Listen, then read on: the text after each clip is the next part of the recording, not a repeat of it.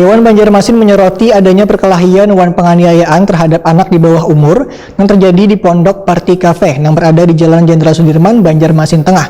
Komisi 1 DPRD Banjarmasin diminta memanggil pihak pengelola Pondok Party Cafe, wan instansi terkait untuk dimintai keterangan tersebut. Berikut untuk kabar nang selengkapnya.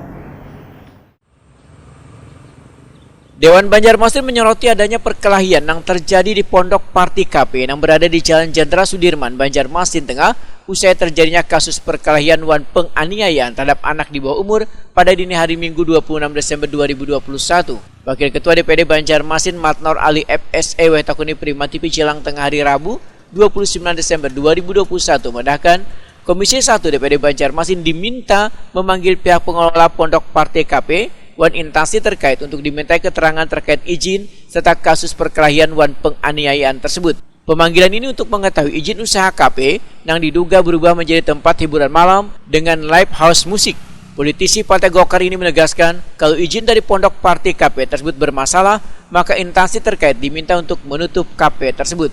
Menurut Matnor Ali, kasus perkelahian wan penganiayaan ini kadang hanya sekali ini saja terjadi, karena pada tahun 2020 lalu kasus yang sama pernah terjadi bahkan hingga menimbulkan korban yang meninggal dunia.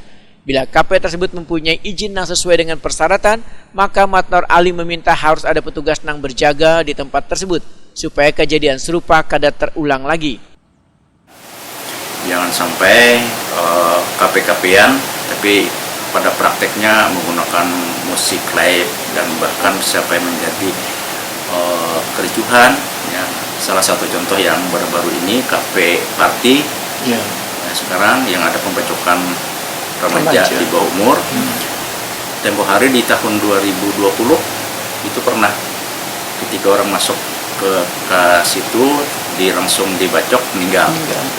Ya, itu tahun 2020 kemarin. Nah, ini terjadi lagi di tahun 2021 pembacokan terhadap anak berumur. Nah, ini juga harus ditertibkan.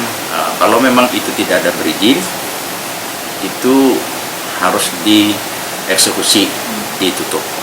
Dia saya perintahkan kepada Komisi 1, misalnya besok jam 1, saya perintahkan untuk panggil pengelola itu.